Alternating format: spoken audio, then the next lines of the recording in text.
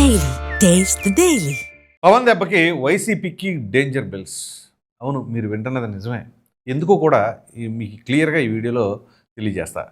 వివరాలకు వెళ్ళినట్లయితే పవన్ కళ్యాణ్ ఈ పదం అనగానే వైసీపీకి ఒక రకమైన బాధ, ఆవేదన, క్రోధం అన్నీ ఉంటాయి. ఎందుకంటే తెలుగుదేశం పార్టీ అనేది 4 దశాబ్దాల పైనే ఉంది. సో ఈ తరుణంలో టీడీపీని ఏమీ చేయలేరు. ఇక కొత్తగా వచ్చిన జనసేన పార్టీ అనేసరికి ఏదో ఒక రకంగా పవన్ కళ్యాణ్ పైన విరుచుకుపడిపోతూ ఉంటారు. సో ఈ విషయం అలా ఉంచితే ప్రభుత్వాల్లో ఎప్పుడైతే క్యాబినెట్ నిర్ణయిస్తుందో క్యాబినెట్లో ఆయా శాఖలు కొంతమందికి కేటాయిస్తూ ఉంటారు. ఇక్కడ ప్రధానంగా కూటమి ప్రభుత్వం అధికారంలోకి వచ్చిన తర్వాత పవన్ కళ్యాణ్ ఏదైతే శాఖలు తీసుకున్నారో ఆ శాఖలు తీసుకున్న తర్వాత ఆ శాఖ గురించి ఎక్కడ విన్నా కానీ పవన్ కళ్యాణ్ శాఖ కదా ఈజీగా గుర్తుంటుంది. ఇప్పుడు ఉదాహరణకి పంచాయతీరాజ్ శాఖ ఆయన కేటగిరీయే. సో ఈ పంచాయతీరాజ్ శాఖ అనగానే పవన్ కళ్యాణ్, ఎందుకంటే ఆయన ప్రతిసారి కూడా ఆ శాఖకు సంబంధించి సమీక్షలు నిర్వహిస్తూ దానికి సంబంధించిన నిధులు ఎలా తీసుకురావాలి, ఏంటి, ఆ యొక్క శాఖని ఆ శాఖ ద్వారా ఆయా గ్రామాలని ఎలా డెవలప్ చేయాలి అని మీకు కనుక గుర్తున్నట్లయితే 2024 ఆగస్టు 15వ తేదీ మామూలుగా స్వాతంత్ర దినోత్సవ వేడుకల్లో అప్పటి వరకు కూడా సెలబ్రేషన్స్ కోసం మహా అయితే ₹1000 ₹500 అలా ఖర్చు పెట్టే పరిస్థితి ఉంటే అట్లా కాదు, 25,000 రూపాయలు ఖర్చు పెట్టండి అని చెప్పేసి అది ఒక సెన్సేషన్. అక్కడ నుంచి ప్రతి గ్రామానికి రోడ్లు కావాలి అనే పరిస్థితి తీసుకొచ్చి ఇదే పంచాయతీరాజ్ శాఖ మంత్రి గత ప్రభుత్వ హయాంలో ఎవరు చేశారు గుర్తుందా మీకు? గుర్తుంటే కామెంట్ సెక్షన్లో చెప్పండి ఎవరు ఆ శాఖ నిర్వహించిన వారు. అయితే దేశవ్యాప్తంగా ఆంధ్రప్రదేశ్ ఆ వైసీపీ టెన్యూర్లో ఈ గ్రామ పంచాయతీరాజ్ శాఖకు సంబంధించి ఎక్కడుందో తెలుసా? 24వ స్థానంలో ఉండేది. ఇప్పుడు కూటమి ప్రభుత్వం అధికారంలోకి వచ్చిన తర్వాత పవన్ కళ్యాణ్ ఆ శాఖని నిర్వర్తించిన విధానం, డెవలప్ చేసిన విధానం చూస్తే దేశం నివ్వెరపోయింది. అందుగురించే ఆయనకి దేశంలోనే ఏపీ స్టేట్ ఫస్ట్ అనమాట. ఏంటది? Number 1 rank ఎష్యూడ్ by AP Panchayati Raj శాఖలో. ఆ శాఖ మంత్రి ఎవరండి? పవన్ కళ్యాణ్. సో కమిట్మెంట్ ఏ వ్యక్తికైనా సరే ప్రజలకి ప్రజాసేవ చేయాలి అని చెప్పేసి రాజకీయాల్లోకి వస్తున్నానని చెప్పేసి ఊరిని ఊకదంపుడు ఉపన్యాసాలు చెప్తూ ఉంటారు. కానీ పవన్ కళ్యాణ్ అనే వ్యక్తి లేదు. 2014లో పార్టీ ఆవిర్భావించినప్పటి నుంచి కూడా తొలిసారి ఆయన పోటీ చేయాల మద్దతు తెలిపారు. 2019లో అప్పుడున్న పరిస్థితుల రీత్యా తను ఒంటరిగా పోటీ చేశాడు. 2 చోట్ల కూడా ఓడిపోయి కేవలం ఒకే స్థానానికి పరిమితమైన జనసేన ఇలా కాదు, రాష్ట్రం అభివృద్ధి కుంటుపడిపోయింది, రాష్ట్రం అధోగతి పాలైపోయింది అని చెప్పేసి 2024లో ప్రభుత్వ వ్యతిరేక ఓటు చీలనివ్వను అని చెప్పేసి ఏదైతే ఘంటాపథంగా చెప్పాడో దానికి నిదర్శనంగానే పొత్తులోకి వెళ్ళి తన్ను తాను తగ్గించుకొని, ఓ విధంగా చెప్పాలంటే చాలా తగ్గించుకొని ఎంపీ స్థానాల్లో కావచ్చు, అసెంబ్లీ స్థానాల్లో కావచ్చు ఆ త్యాగాలు చేసి ఇదంతా కాదు, ఇట్టి పరిస్థితుల్లో ప్రభుత్వం మారాల్సిందే, ప్రభుత్వ వ్యతిరేక వేటి చూడకూడదు అని చెప్పేసి ఆయన గట్టిగా నిలబడ్డాడు. కాబట్టే మొన్న అంతటి అద్భుత విజయాన్ని సాధించి పెట్టారు. సో ఇది ఎలా ఉంటే ఇప్పుడు ఆ శాఖని ఏ విధంగా నిర్వర్తిస్తున్నారు అనేదానికి ప్రత్యక్ష తార్కాణమే కదా. ఇప్పుడు దేశవ్యాప్తంగా కూడా రేటింగ్స్ ఇస్తే నెంబర్ 1 ప్లేస్ ఏపీ. సో మరి వైసీపీ పరిస్థితి ఏంటి? ఎందుకు ఈ విషయం స్ట్రెస్ చేసి చెప్తున్నానంటే వైసీపీకి మొన్న 11 స్థానాలకు పరిమితమైనప్పుడు కూడా వాళ్ళకి దాదాపుగా 40% ఓటింగ్ పర్సంటేజ్ వచ్చింది. అసలు అందులో పట్టు ఎక్కడ, వైసీపీకి పట్టు ఎక్కడ ఉందండి అంటే రూరల్ ఏరియాలో. ఎన్నికలకు ముందు కూడా 2024 ఎన్నికలకు ముందు కూడా ఇదే మాట అక్కడ విపరీతంగా చర్చ జరిగింది. ఏమిటి అంటే కూటమి ఈ అర్బన్ ఏరియాలో బాగానే ఉంది, సిటీస్లో, టౌన్స్లో, కానీ పల్లెటూరుల్లో మాత్రం వైసీపీకే బలం ఎక్కువగా ఉంది. దాంతోపాటుగా ఏజెన్సీ ప్రాంతాల్లో కూడా వైసీపీకే బలం ఉంది. అది కూడా నిరూపితమైంది. మీకు 2024 ఎన్నికల్లో అంతటి ఎదురుగాల్లో కూడా అరకు, పాడేరు లాంటి ఏజెన్సీ ప్రాంతాల్లో వైసీపీ జెండా ఎగరవేసింది. అలాగే అరకు పార్లమెంట్ స్థానాన్ని కైవసం చేసుకుంది. సో అటువంటి పరిస్థితిలో ఉంది. సో ఇప్పుడు పవన్ కళ్యాణ్ ఏదైతే ఈ శాఖ తీసుకున్నారో ఆ శాఖకు సంబంధించి ఆయా గ్రామాలన్నింటినీ కూడా ఎట్టి పరిస్థితుల్లో, గ్రామాలంటే పట్టుకొమ్మలు కదా, మన దేశ అభివృద్ధికి గ్రామాలు పట్టుకొమ్మలు. గ్రామాలు అభివృద్ధి చెందితే ఆటోమేటిక్గా దేశం అభివృద్ధి చెందుతుంది అని చెప్పేసి నినాదం మనకి స్వాతంత్రం రాకముందు నుంచి ఉంది. సో అదే తరహాలో ఇప్పుడు ఆయన ఆ శాఖ తీసుకొని గ్రామాలన్నింటినీ ఏ రకంగా తీర్చిదిద్దుతున్నారు, రోడ్ల నిర్మాణం కావచ్చు, అలాగే జలవనరులు, అలాగే వాటర్ ఫెసిలిటీస్ ఏ రకంగా కావాలి అని చేస్తున్న తీరు. మీకు వీటన్నిటికంటే ఒక బెస్ట్ ఎగ్జాంపుల్ చెప్తాను. ఇప్పుడు స్వతంత్రం వచ్చినప్పటి నుంచి కూడా ఈ ఏజెన్సీ ప్రాంతాల్లో డోలీలు, ఒక గర్భిణీ స్త్రీ ప్రసవ వేదనతో పడుతూ ఉంటే హాస్పిటల్కి తీసుకువెళ్ళాలి అంటే సరైన రోడ్డు ఉండదు, వాహన సదుపాయం అసలు ఉండదు. సో అక్కడ డోలీ సహాయంతోనే ఆ బాలింతరాలను కానీ లేదా గర్భిణీ స్త్రీని కానీ తరలించే పరిస్థితులు ఉండేవి. సో ఇప్పటి వరకు మొన్న కూటమి అధికారంలోకి వచ్చేంత వరకు అదే పరిస్థితి.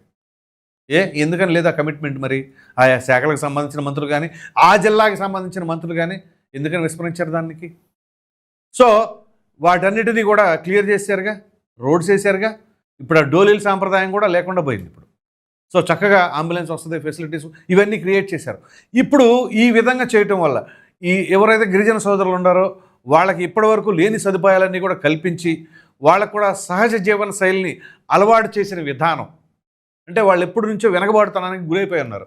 అటువంటి వారిని ఫోకస్ చేసి వాళ్ళకి ఆ సదుపాయాలన్నీ కూడా కలిగేలాగా చేసి ఇప్పుడు వాళ్ళ మనసు గెలుచుకోలేదా పవన్ కళ్యాణ్?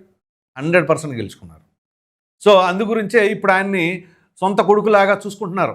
పవన్ కళ్యాణ్ అటు ట్రైబల్ ప్రాంతానికి వస్తున్నారు అనగానే వాళ్ళు తండాలుగా ఆయన కోసం ఎదురు చూసి ఉంటున్నారు. ఎందుకని? అంతెందుకు, ఆయన ఫామ్ హౌస్లో పండిన మామిడికాయలు సైతం తీసుకెళ్ళి వాళ్ళకే ఇచ్చారు కదా, వాళ్ళకి చెప్పులు కొనిచ్చారు, ఇంకా ఏవో ఇతరత్ర వస్తువులు ఏదైనా కావాలంటే తన సొంత నిధులతో, గుర్తుంచుకోండి ఇది తన సొంత నిధులతో కొనిచ్చారు వాళ్ళకి. సో ఆ రకంగా ఇప్పుడు ఆ పల్లెటూరులో గ్రామాల్లో ఇది చాలా ప్లానెడ్గా పవన్ కళ్యాణ్ నాకు తెలిసి ఈ శాఖను తీసుకున్నారు. ఒక విధంగా మంచి పరిపాలన అందించాలి, ప్రజలకి మంచి సదుపాయాలు కల్పించాలి, at the same time party కూడా బలోపేతం చేసుకోవాలి. నేను ఆయన క్యాబినెట్లో ఈ శాఖ తీసుకున్నప్పుడే గెస్ట్ చేశాను, ఖచ్చితంగా ఇది ఆయన లాంగ్ విజన్తోనే కొడుతున్నారు. ఎందుకంటే ఏ రాజకీయ పార్టీ అయినా సరే బలపడాలి అంటే ముందుగా గ్రామాల్లో బలం ఉంటేనే అప్పుడు ఆ యొక్క నియోజకవర్గాల్లో బలం పెరగడానికి ఆస్కారం ఉంటుంది. సో ఎందుకంటే మనకి ఇటు పక్కన చూసుకున్న గ్రామాలు ఎక్కువ. సో అటువంటి గ్రామాల్లో బలంగా పార్టీ వెళ్ళాలి అంటే మనం నాయకులను ఎత్తుక్కోనో లేదా స్వచ్ఛందంగా యువకులు వస్తేనో అంత మాత్రాన జరగదు. అక్కడ డెవలప్మెంట్ యాక్టివిటీస్ చేస్తే అక్కడ మనసులు గెలుచుకునే ఆస్కారం ఉంటుంది. ఇప్పటివరకు కూడా అంటే కొన్ని దశాబ్దాలుగా కాంగ్రెస్ ఓట్ బ్యాంక్ అది. ఆ కాంగ్రెస్ ఓట్ బ్యాంక్ కాస్త ఈ రాష్ట్ర విభజన పుణ్యమ అంట వాళ్ళందరికి వాళ్ళే సూసైడ్ చేసుకునేలాగా కాంగ్రెస్ చేసుకుంది. కాబట్టి ఆ ఓట్ బ్యాంక్ అంతా ఇటు కన్వర్ట్ అయిపోయింది జగన్మోహన్ రెడ్డికి. ఆ తర్వాత ఇప్పుడు మరి వాళ్ళు అధికారంలో ఉండగా ఏమేం చేశారు అంటే బటన్ నొక్కుడు కార్యక్రమం, ఇవి తప్ప ఇంకేమైనా చేశారా? పోనీ ఈ శాఖకు సంబంధించి ఈ మంత్రి గారు బ్రహ్మాండంగా చేశారనడానికి ఏదైనా ఉందా? మనకు మహా గుర్తొస్తే అప్పుడు ఆ శాఖలకు సంబంధించి కొంతమంది పేర్లు గుర్తుంటాయి, ఎందుకంటే వాళ్ళ నోటి దోల వల్ల. ఇప్పుడు ఉదాహరణకి ఐటీ శాఖ మంత్రికి ఎవరు చేశారు గత ప్రభుత్వ హయాంలో అంటే గుడివాడ అమర్నాథ్. ఎందుకు వస్తుంది? ట్రోల్స్కి గురయ్యాడు కాబట్టి. అలాగే సివిల్ సప్లైస్ మినిస్టర్గా ఎవరు చేశారు అని అంటే కొడాలి నాని. ఎందుకని గుర్తుంది? ఆయన ఆ నోటి దోల కాబట్టి. అలాగే పేరు నాని సినిమాటోగ్రఫీ మినిస్టర్, ఆయన ఎందుకు గుర్తుంది అంటే అప్పుడు ఆ సినిమాలకు సంబంధించిన వ్యవహారం గురించి మాట్లాడినప్పుడు. అంతకు మించి తప్పితే గట్టిగా మాట్లాడటానికి ఇంకేమీ లేదు. ఇంకా గట్టిగా మాట్లాడవలసి వస్తే హోమ్ మినిస్టర్ ఎవరు అంటే మేకతోటి సుచరిత అని కొంతమంది తడుముకుంటారు. ఆ తర్వాత తానేటి వనిత అని సెకండ్ క్యాబినెట్లో కొంచెం ఎదుర్కోవాల్సిన పరిస్థితి ఉండేది. సో అలా కాకుండా ఇప్పుడు ఏ రకంగా ఉంది గమనించండి. సో ఐటీ మినిస్టర్ అనగానే నారా లోకేష్, అఫ్కోర్స్ ఇంకొంతమంది ఉన్నారనుకోండి అక్కడక్కడ వాళ్ళ శాఖలు ఏంటో తెలియకుండా, కానీ చాలా బలంగా పనిచేస్తున్నారా లేదా అనేది ముఖ్యం. సో పవన్ కళ్యాణ్ దానికి ఒక సింబాలిక్గా చేశారు. ఆ సింబాలిక్గా చేయటం, పనితీరు ద్వారా ఆ ఘనతను సాధించడం, నెంబర్ 1గా ఆంధ్రప్రదేశ్ నిలబెట్టాడు అంటే గ్రామ పంచాయతీ శాఖలో మరి ఆ కమిట్మెంట్ ఎలా ఉందో ఆలోచించండి. సో ఇప్పుడు దానివల్ల ఏమవుతుంది? ఈ గ్రామాల్లో ఏదైతే మొన్నటి వరకు కూడా పట్టున్నటువంటి వైసీపీకి ఆల్మోస్ట్ ఆల్ పట్టు కోల్పోతుంది కదా, ఖచ్చితంగా కోల్పోతుంది. అది ఎందుకంటే ఇప్పుడు వైసీపీకి ఆయువు పట్టది. అటువంటి ఆయువు పట్టు మీదే ఈయన ఆ శాఖ తీసుకొని దెబ్బ కొట్టారు. ఏది మాటలు చెప్పి కాదండోయ్, చేతలతోనే. ఒక్కసారి అధికారం ఇచ్చి చూడండి, ఏ విధంగా చేయాలో చేసి చూపిస్తానన్నారు. దానికి ప్రత్యక్ష నిదర్శనంగానే ఈ సంవత్సరంన్నర కాలంలో ఏ రకంగా ఆయా శాఖలకు సంబంధించి నిధులు సేకరించడం కావచ్చు, పనులు చేయటం కావచ్చు, ఎక్కడికక్కడ ఏది విస్మరించకుండా ఒక మహిళకు కావచ్చు, ఒక రుద్రాలకు కావచ్చు, ఎవరికి ఏ మాట కమిట్మెంట్ ఇచ్చినా దాన్ని గుర్తుంచుకొని మరి షెడ్యూల్ ప్రకారంగా వాళ్ళని కలవటం, దానికి సంబంధించిన ప్రోగ్రెస్. అందుకు మొన్న ఈ మధ్య చూసాం కదా, ఏది పోలీస్ కానిస్టేబుల్ సెలక్షన్స్ అప్పుడు వాళ్ళకి పత్రాలు ఇచ్చేటప్పుడు ఏది మా రోడ్లు కావాలి అని చెప్పేసి బాబురావు అనే కానిస్టేబుల్ కొత్తగా ఎంపికైన వ్యక్తి అడిగితే చంద్రబాబు నాయుడు గారు ఇమీడియట్గా అసైన్ చేస్తే పవన్ కళ్యాణ్ ఆ కార్యక్రమం అయిపోయే లోపటే దానికి ఎస్టిమేషన్ వేయించేసి శాంక్షన్ చేయడం కూడా జరిగింది. That is commitment. సో ఈ రకంగా ఇంత కమిట్మెంట్తో చేసే నాయకులు ఎవరైనా ఉన్నారా? ఇప్పుడు ఆ రకంగా పనిచేయటం వల్ల ప్రజల మనసు గెలుచుకొని గ్రామీణ స్థాయిలో కూడా పార్టీ బలం పుంజుకుంటూ ఉంటుంది. సో ఆయన ప్లాన్ ఏంటి? 1 shot 2 birds. అటు ఓ ప్రక్కన గ్రామాలు ఆయన శాఖకు సంబంధించిన వ్యవహారంలో బ్రహ్మాండంగా పనులు జరిగిపోతున్నాయి, అలాగే పార్టీ కూడా బలం పుంజుకుంటూ ఉంటుంది. అలా చేస్తే ఎవరు కాదంటారు?